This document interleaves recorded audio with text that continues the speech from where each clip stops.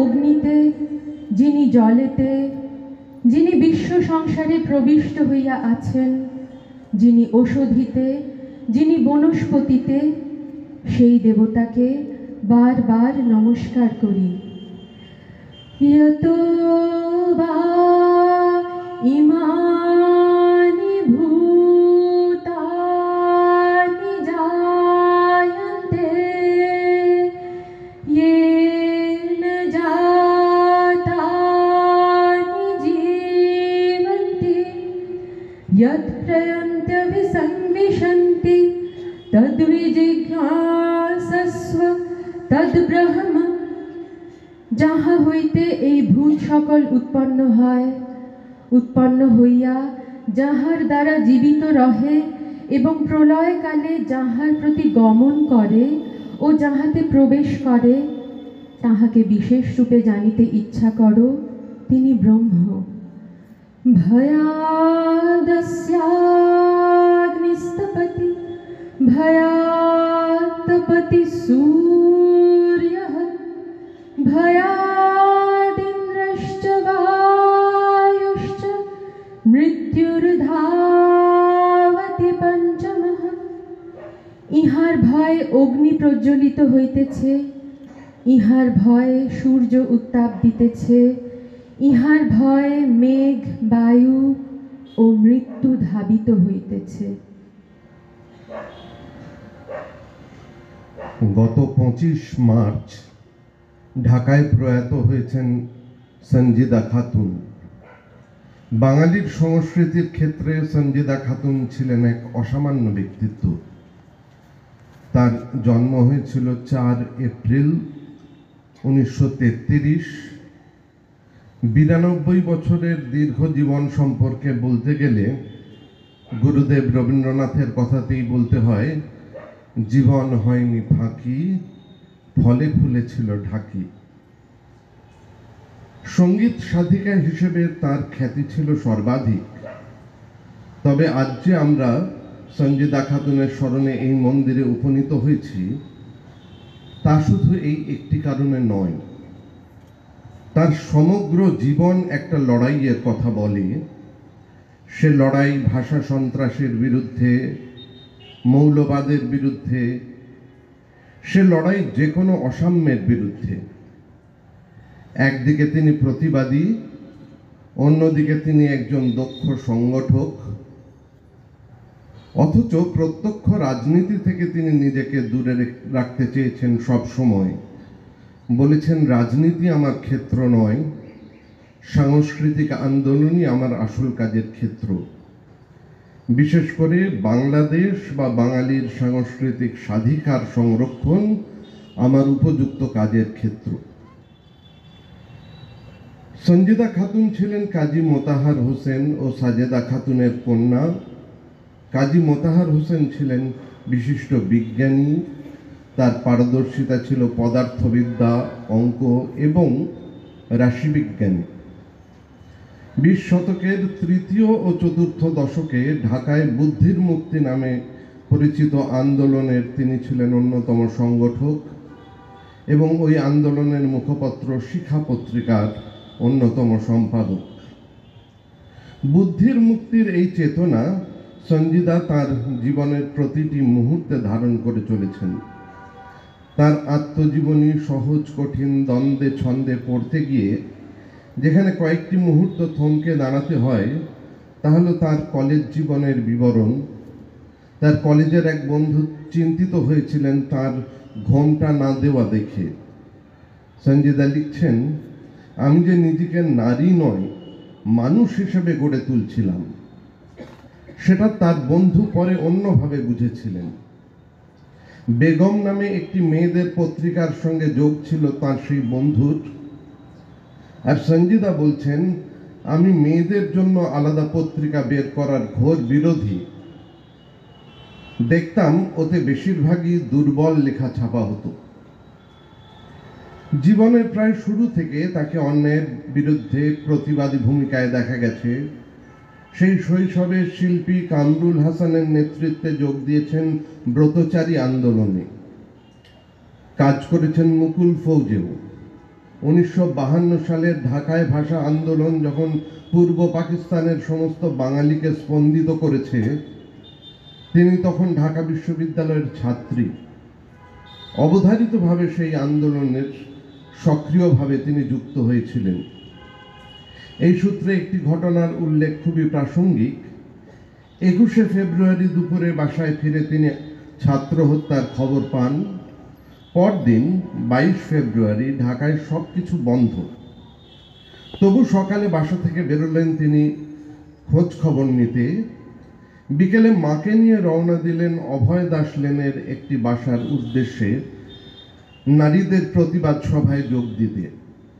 সেই বিরুদ্ধ পরিবেশে অনেকটা পথ হেঁটে যেতে হয়েছিল। গিয়ে দেখেন সুফিয়া কামাল, বেগম দৌলতুন্নেসা প্রভৃতি অনেকে উপস্থিত। কিন্তু সেই পরিস্থিতিতে সেদিন কেউ সভার সভাপতি হতে চাইছেন না। মা সাজেদা খাতুনকে সভাপতির আসনে বসিয়ে দিয়েছিলেন সঞ্জিদা। সেদিন বক্তৃতায় তিনি বলেছিলেন, 21 আমাকে ভাষা দিয়েছে। 1954 সালে তিনি ঢাকা বিশ্ববিদ্যালয় থেকে বাংলা অনার্স নিয়ে স্নাতক হন। প্রথম হবার সুবাদে পেয়েছিলেন নজরুল স্বর্ণপদক। তারপরই চলে আসেন শান্তিনিকেতনে এবং ভর্তি হন বাংলা বিভাগে। সেখানে স্নাতকোত্তর স্তরে প্রথম শ্রেণীতে MA পাশ করেন। আচার্য প্রবোধচন্দ্র সেন তাকে পরামর্শ দেন সত্যেন্দ্রনাথ দত্তের ওপর গবেষণা করতে। সে কাজ শেষ করে তিনি ফিরে যান ঢাকায়। এরপরে বাড়ি ছেড়ে বেরিয়ে এসে তিনি বিবাহ করেন ওয়াহিদুল হককে। 1957 সালে অধ্যাপনায় যোগদান করেন, প্রথমে ঢাকার ইডেন মহিলা কলেজে এবং পরে রংপুরে কারমাইকেল কলেজে তিনি অধ্যাপনা করেন। বাঙালি সংস্কৃতি নিয়ে তার নিরন্তর আন্দোলনের কারণে রংপুরে তার কার্যত পানিশমেন্ট পোস্টিং হয়। ইতিমধ্যে তার 3 সন্তান অপালা, পার্থ এবং রুচিরার জন্ম হয়। ওয়াহিদুল হক এবং সঞ্জিদা খাতুন যুগ্মভাবে বাংলাদেশের সাংস্কৃতিক আন্দোলনের কাজে নিয়োজিত থেকেছেন। তাদের কর্মময় সাংস্কৃতিক জীবনকে তারা ব্যক্তিগত জীবনের উত্থান পতনের ঊর্ধ্বে রাখতে পেরেছিলেন। সে সময় বাঙালি ও বাঙালি সংস্কৃতি সম্পর্কে অনুকূল ছিল না পাকিস্তানের শাসকের মনোভাব। 1961 সালে পাকিস্তানি শাসকেরা রবীন্দ্র চর্চার বিরুদ্ধে পরোক্ষে নির্দেশ জারি করেন। সেই নির্দেশ অগ্রাহ্য করে রবীন্দ্র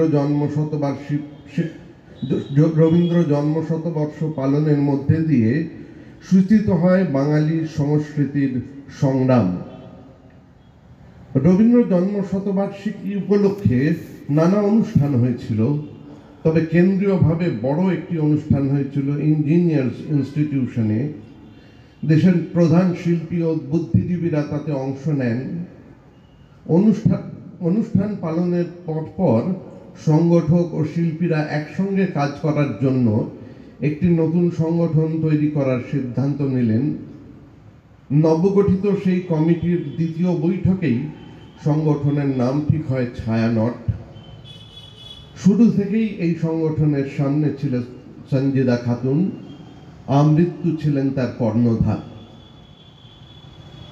ছায়ানট একটি সঙ্গীতের বিদ্যালয় মাত্র নয়, পূর্ববঙ্গে বিশেষত স্বাধীন বাংলাদেশে বাঙালি সংস্কৃতি গড়ে তোলার ক্ষেত্রে সঞ্জিদা খাতুনের নেতৃত্বে ছায়ানটের একটা বড় ভূমিকা ছিল।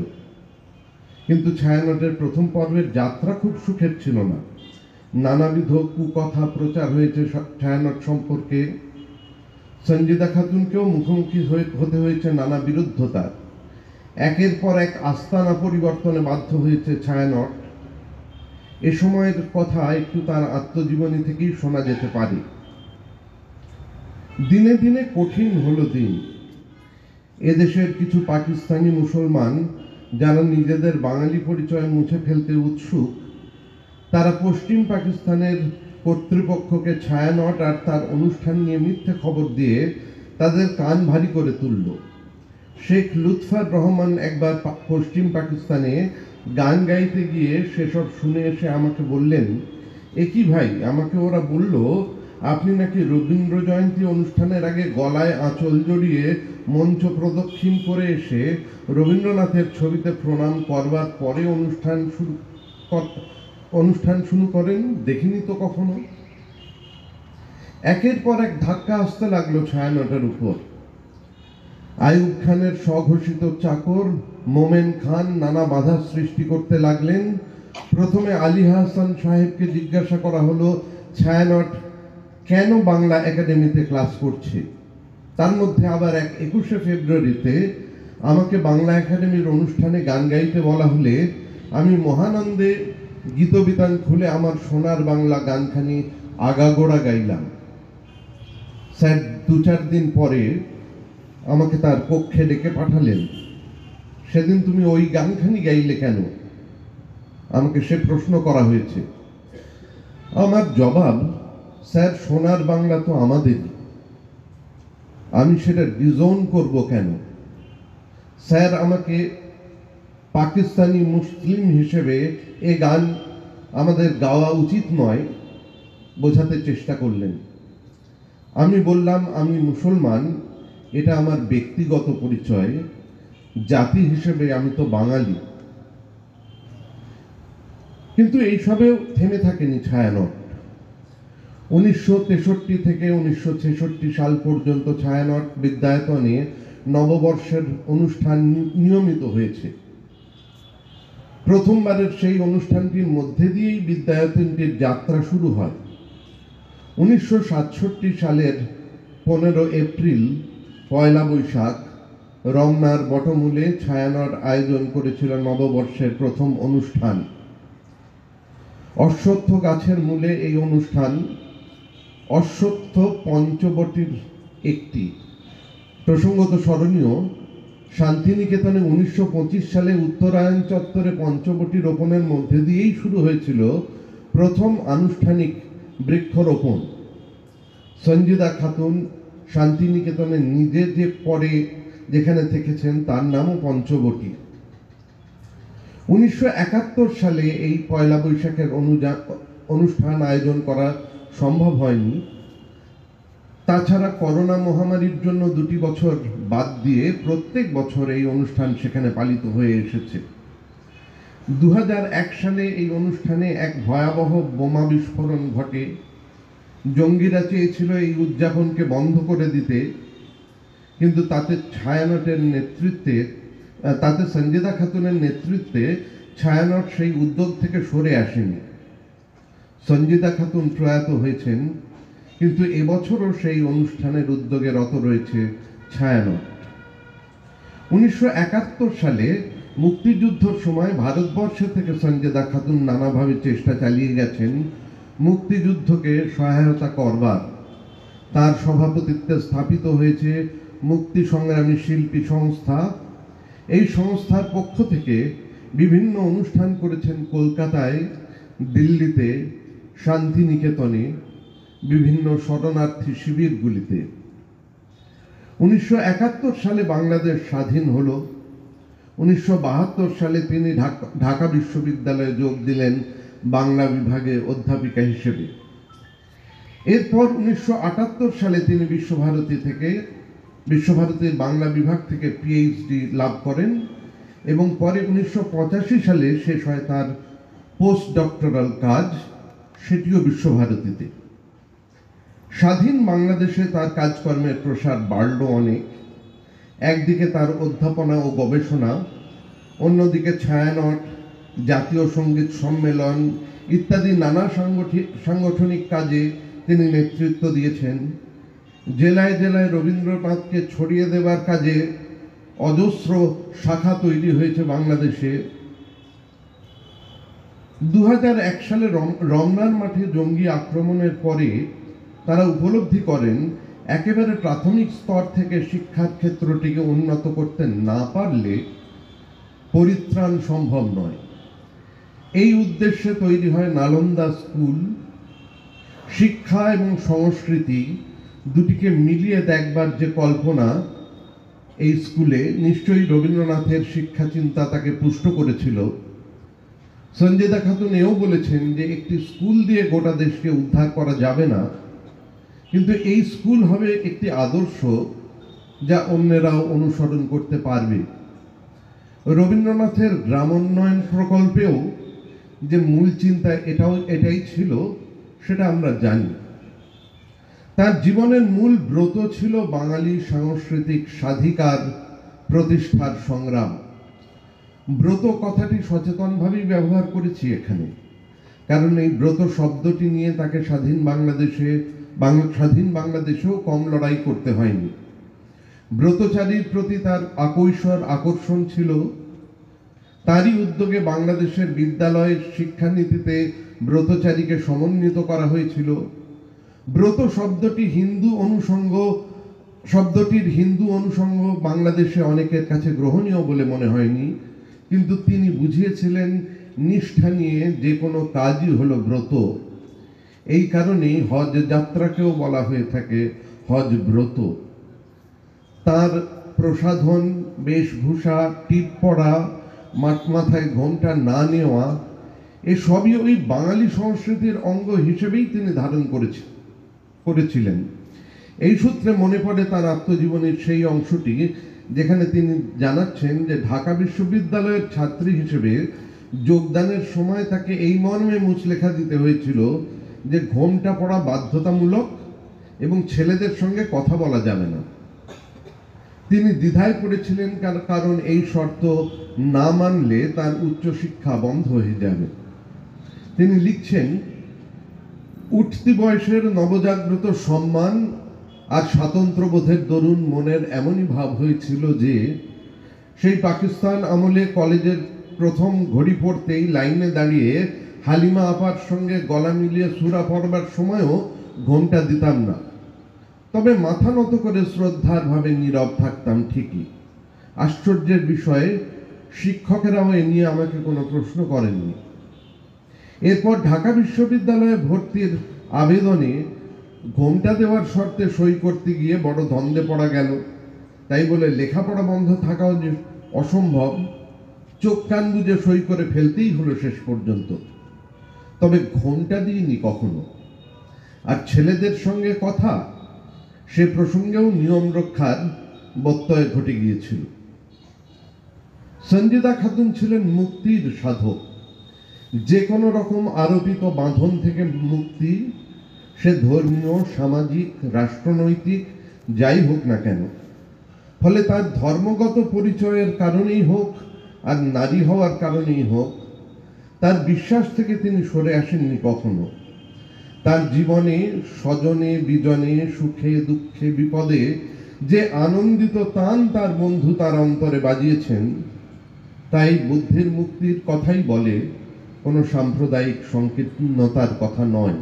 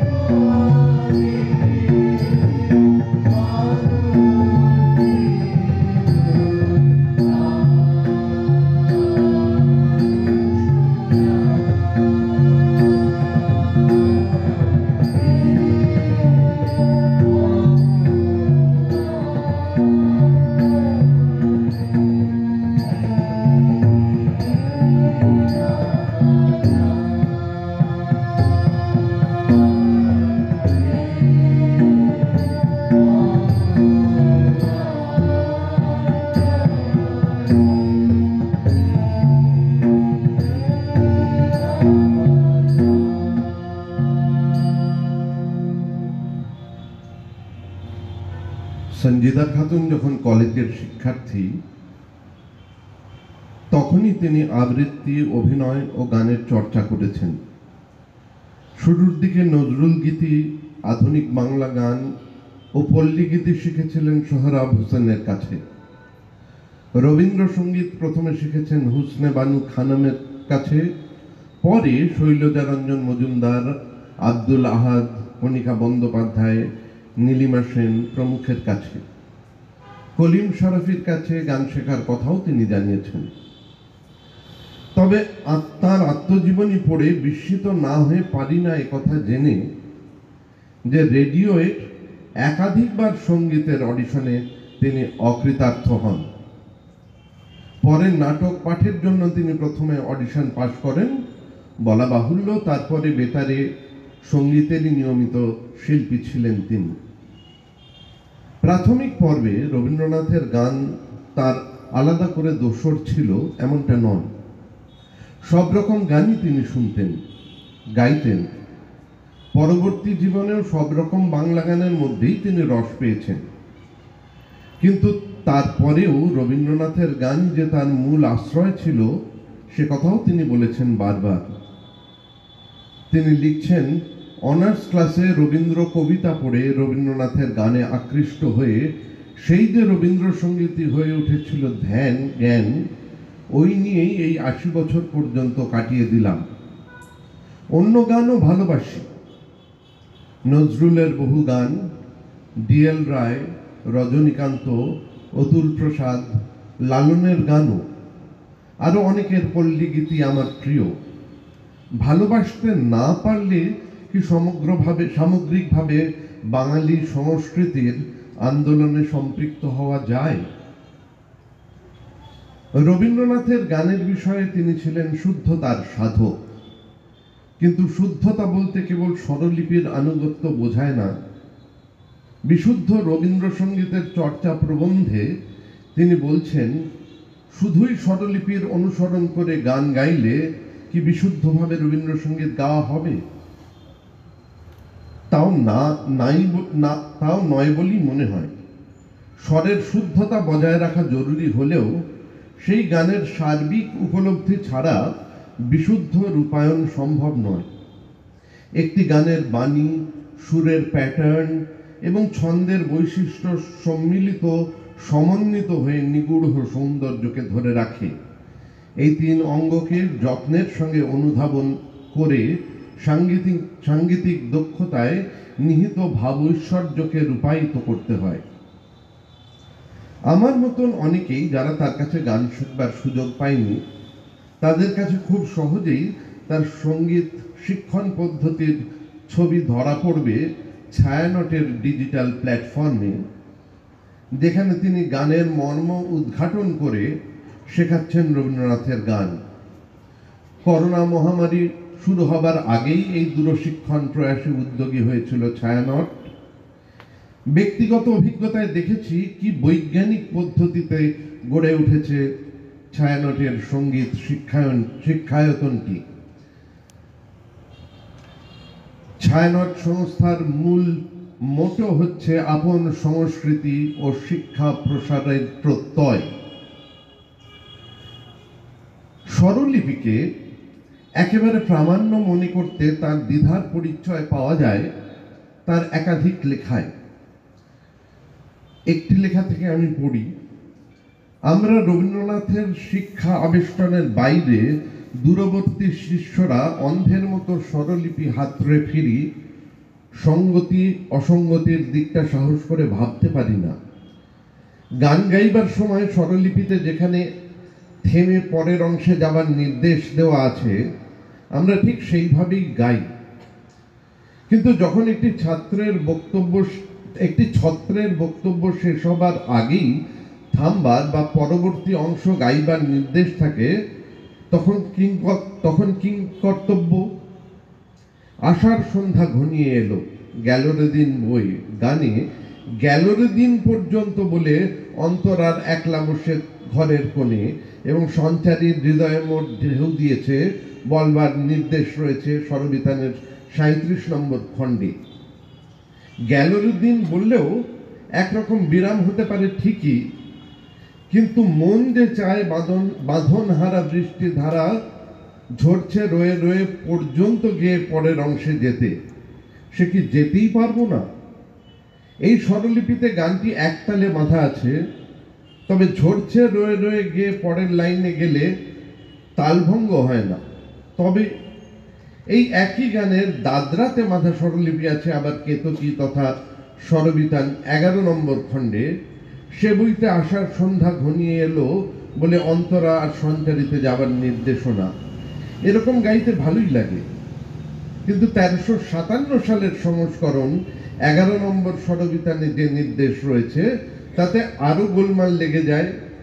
এতে ঝরছে রয়ে রয়ের পরে মুখে অর্থাৎ আষাঢ় সন্ধ্যাতে ফিরবার যে সুর দেখানো হয়েছে তা গাইতে আরাম বোধ হবে না।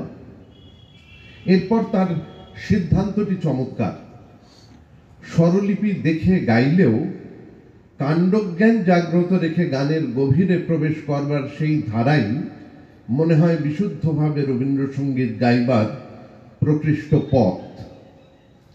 সঞ্জিদা খাতুনের বহু গান রেকর্ডে ধরা রয়েছে, আরো অনেক গান বিভিন্ন অনুষ্ঠানে গাওয়া, তাও এখন ইউটিউবের দৌলতে দুর্লভ নয়। সে সমস্ত গানে ধরা পড়ে তার এই কাণ্ডজ্ঞানের পরিচয়। কোথাও কোনো বাড়তি অনাবশ্যক বাহুল্য নেই, কিন্তু যেখানে গানের কথা কোনো বাড়তি ঝোঁক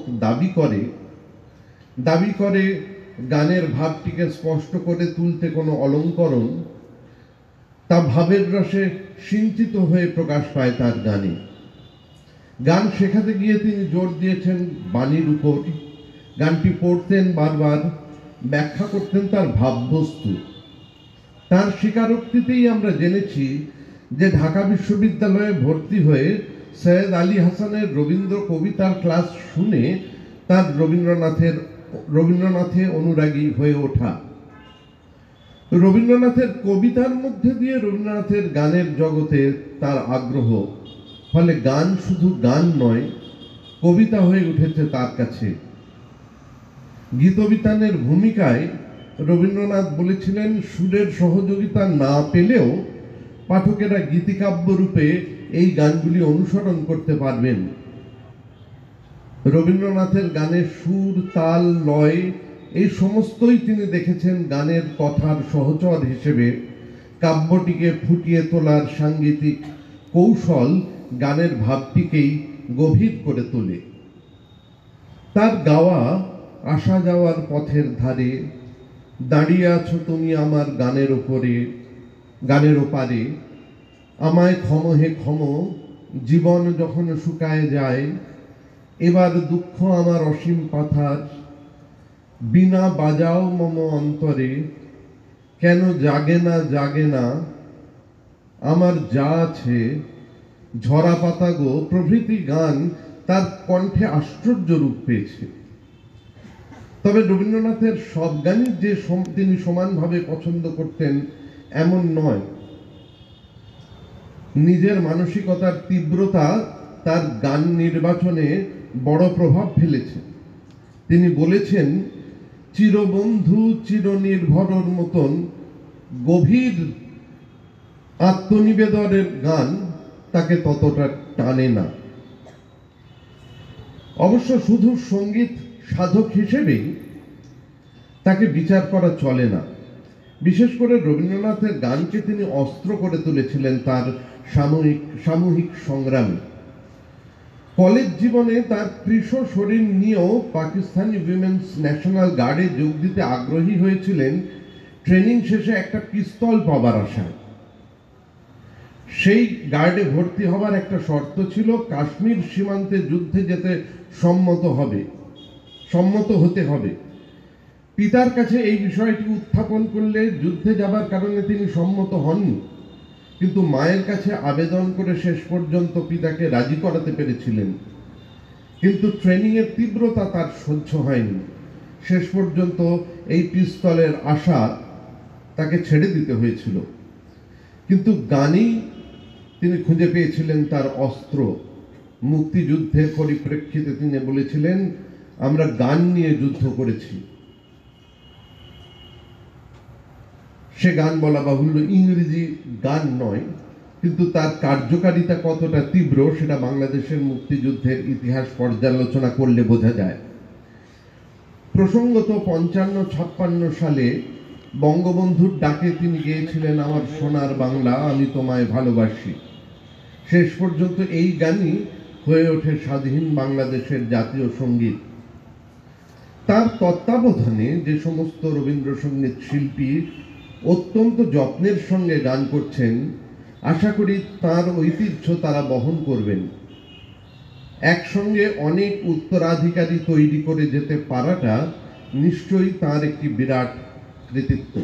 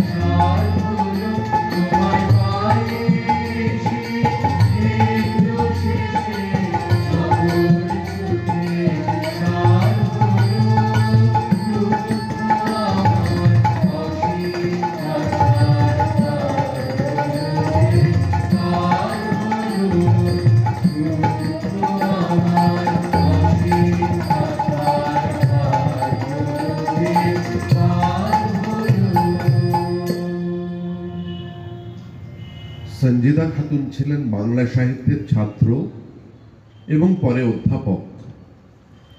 বাংলা সাহিত্য সমালোচনার ক্ষেত্রে তাকে মনে রাখতে হবে তার কাজের নিরিখেই। আমরা আগেই উল্লেখ করেছি বিশ্বভারতী থেকে তার স্নাতকোত্তর ডিগ্রি।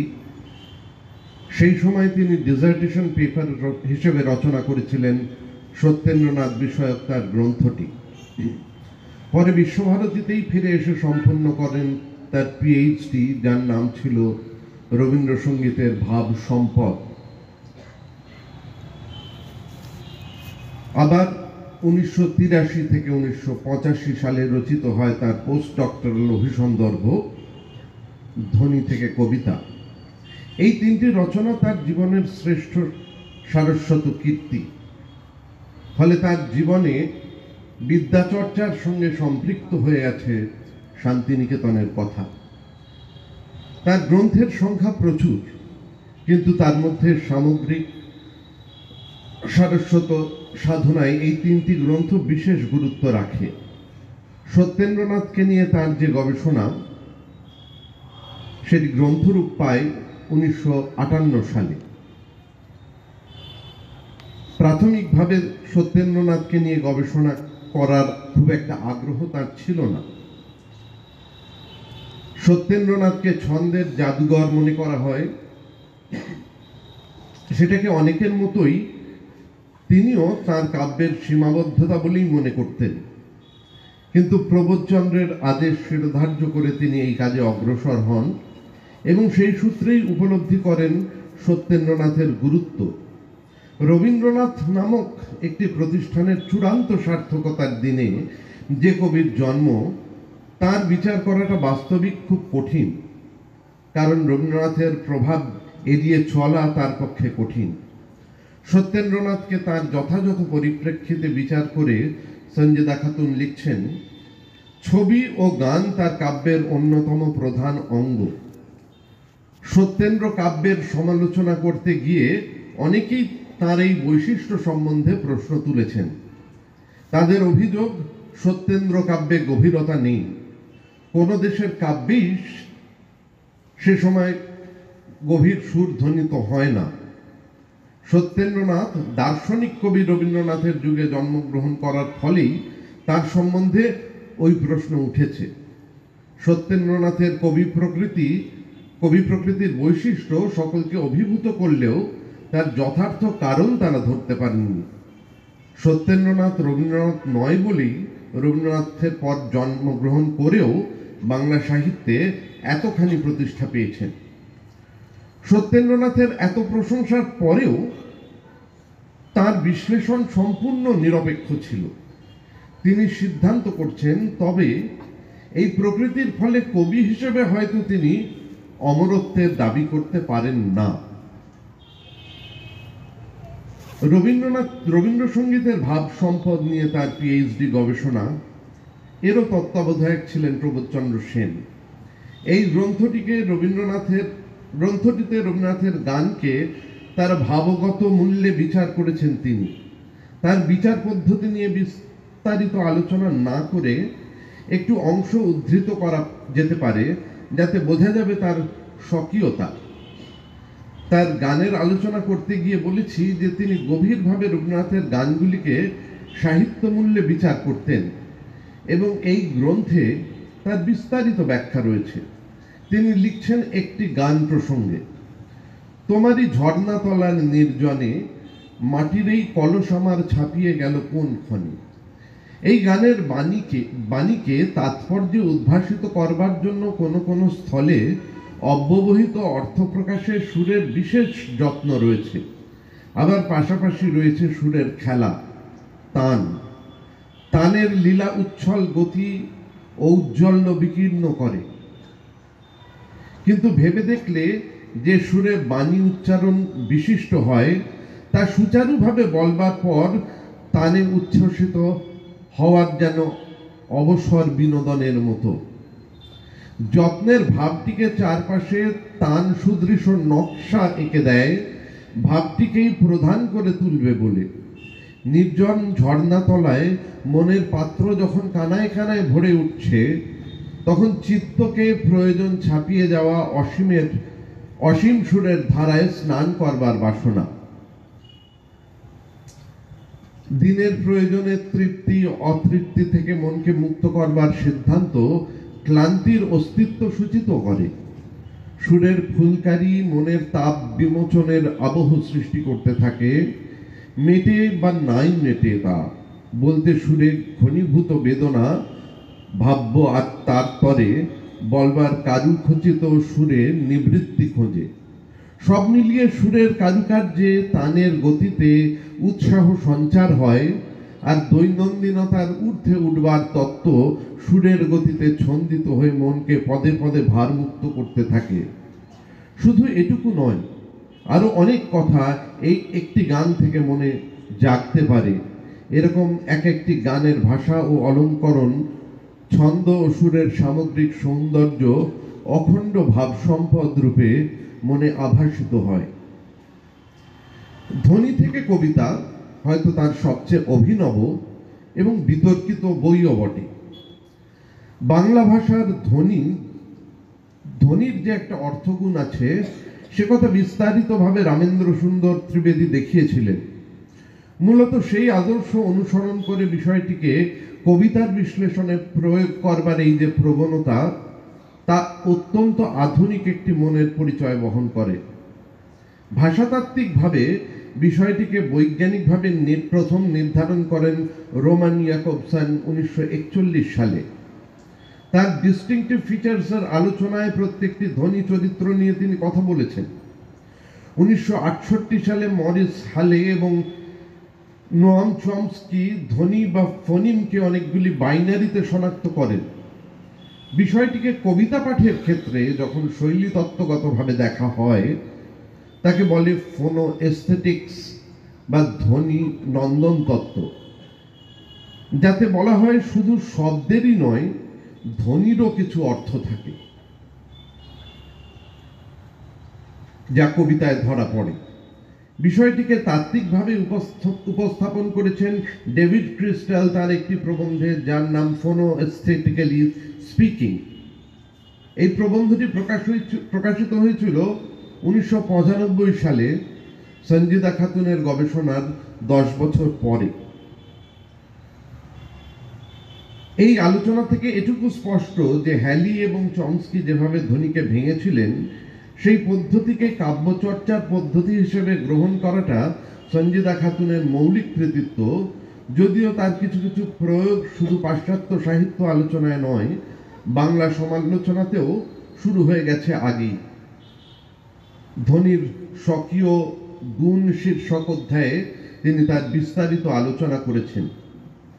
ধ্বনির স্বকীয় গুণ কিভাবে কবিতায় ব্যবহার করা যেতে পারে তা বোঝাতে তিনি রবীন্দ্রনাথ, নজরুল, সত্যেন্দ্রনাথ, শঙ্খ ঘোষ প্রমুখের কয়েকটি কবিতার দৃষ্টান্ত হিসেবে ব্যবহার করেছেন। গ্রন্থটিতে তার প্রতিপাদ্য সকলে মেনে নেননি। যেমন কবির অভিপ্রায় গ্রন্থে নাম না করে শঙ্খ ঘোষ পদ্ধতিটির সমালোচনা করেছিলেন, কিন্তু তৎসত্ত্বেও কবিতা পাঠের ক্ষেত্রে এটি যে একটি গুরুত্বপূর্ণ টুল হিসেবে ব্যবহার্য, তা এখন মোটামুটি সর্বজনগ্রাহ্য। এই তিনটি মৌলিক গবেষণার পাশাপাশি তার অনেকগুলি প্রবন্ধ সংকলন ও স্মৃতিকথা রয়েছে।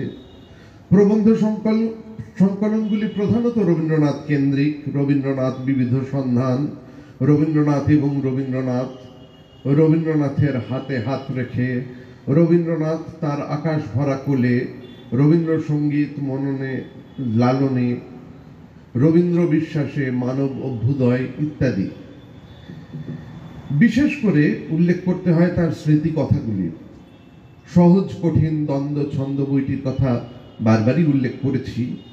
অতীত দিনের স্মৃতি, শান্তিনিকেতনের স্মৃতি ইত্যাদিও স্মরণীয়।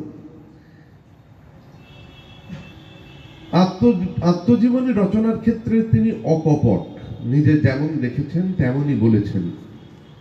রূঢ় সত্য বলতে তিনি কুণ্ঠিত হননি। শান্তিনিকেতনে প্রথমবার এসে এক অধ্যাপকের কাছে শুনেছিলেন, ঢাকায় আবার বাংলা পড়ানো হয় নাকি? তার জবাবে সঞ্জিদা বলেছিলেন, আমরা বাংলা ভাষার জন্য প্রাণ দিয়েছি। শান্তিনিকেতনে তার দীর্ঘদিনের যাপনে তিনি যেমন বহু মানুষের, উপাচার্যের, আধিকারের সৌজন্য ও সহায়তা লাভ করেছেন, তেমনি কোনো কোনো ক্ষেত্রে তার খুব নির্মম ব্যত্যয় ঘটেছে, তাও জানাতে ভোলেননি। সত্য ভাষণে তিনি অকুণ্ঠ ছিলেন, তাই অপ্রিয় ভাষণ তার স্মৃতিকথায় দুর্লভ নয়। শুধু ব্যক্তি জীবনে নয়, তার সমগ্র জীবনকে চালিত করেছে এই সত্যনিষ্ঠা। সারা জীবনে অনেক পুরস্কার পেয়েছেন তিনি। 1988 সালে তিনি পান পশ্চিমবঙ্গ সরকারের কাছ থেকে রবীন্দ্র স্মৃতি পুরস্কার। একই বছর টেগোর রিসার্চ ইনস্টিটিউট তাকে রবীন্দ্র তত্ত্বাচার্য উপাধিতে ভূষিত করে। 1990 সালে বাংলাদেশের 21 পদক লাভ করেন তিনি। বাংলাদেশের বাংলা একাডেমি 1999 সালে তাকে দেয় একাডেমি সাহিত্য পুরস্কার এবং 2010 সালে দেয় বাংলা একাডেমি রবীন্দ্র পুরস্কার। বিশ্বভারতী তাকে দেশিকোত্তম উপাধিতে সম্মানিত করেছেন। 2021 সালে তিনি ভারত সরকার কর্তৃক পদ্মশ্রী উপাধি পান। তার বহুবিধ কর্মকাণ্ড, যাকে কর্ম না বলে কীর্তি বলতে ইচ্ছে করে, তার জীবনের সাধনার ব্যাপ্তি নিশ্চয়ই পুরস্কারের মূল্যে ধরা যাবে না। বিশ্বভারতীর বাংলা বিভাগের ছাত্রী ছিলেন তিনি। শান্তিনিকেতনের প্রতি টান তার ছিল গভীর। আত্মজীবনী পড়লে বোঝা যায় পুরনো স্মৃতির সঙ্গে পরিবর্তিত শান্তিনিকেতনকে মেলাতে তার শেষ বয়সে অসুবিধে হয়েছে। তা সত্ত্বেও তিনি প্রকৃত অর্থেই আশ্রম কন্যা, যার সমস্ত ধ্যান জ্ঞান ছিলেন রবীন্দ্রনাথ। তিনি পরিণত বয়সে প্রয়াত হয়েছেন। তার জীবনাবসান এক পূর্ণতার দোতনা বহন করে। তার স্মৃতি এবং প্রেরণা আমরা শ্রদ্ধার সঙ্গে বহন করব।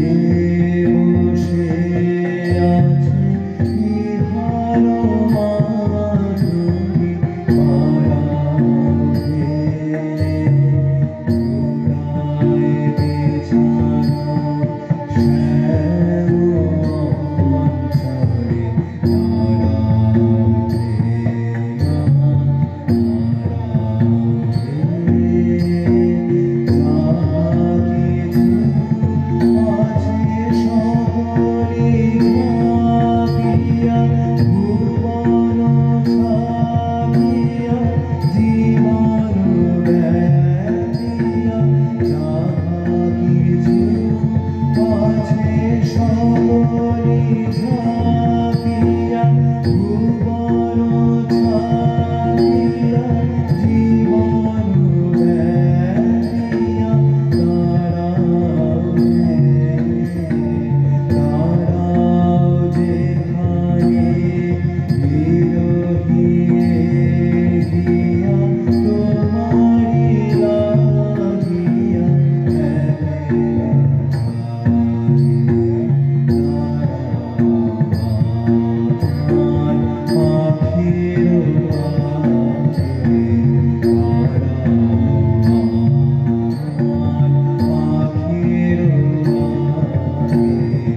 তোমার দেশে হৃদয়ে লাগে তোমার দেশে হৃদয়ে লাগে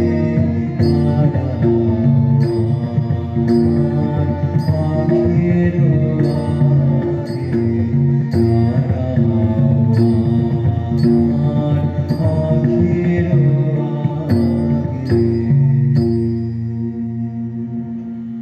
प्रेहि प्रेहि पथिभिः पूर्वेभिर्यत्रा नः पूर्वे पितरः परेयो যে চিরন্তন পথে আমাদের পিতৃগণ চিরদিন প্রয়াণ করিয়াছেন, সেই পথেই আজ তুমি অগ্রসর হইয়া যাত্রা করো।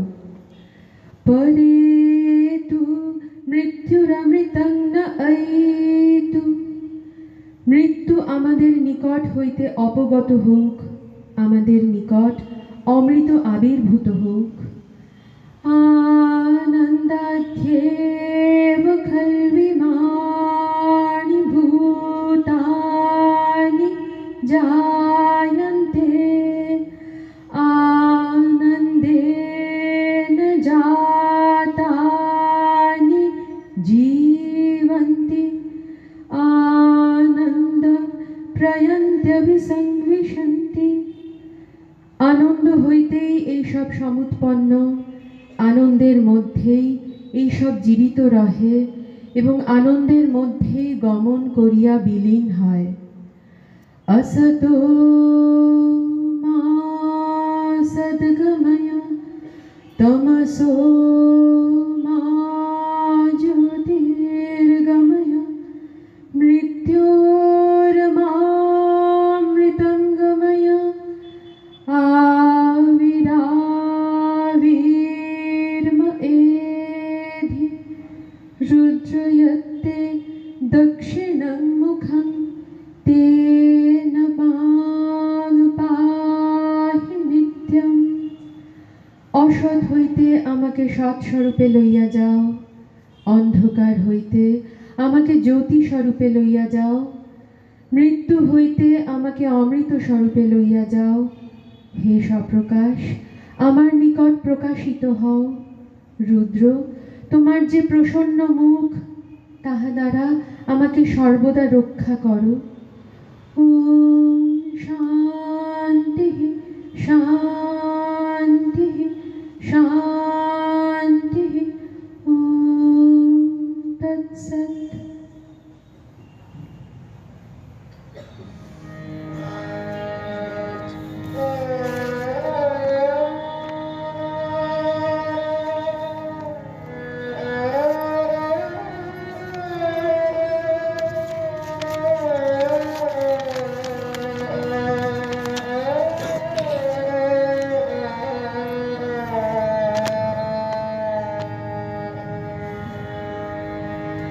ঝরা পাতা গো, ঝরা পাতা গো, আমি তোমারি তরে ঝরা পাতা।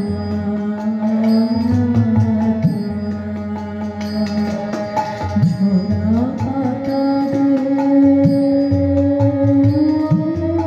ঝরা পাতা গো, আমি তোমারি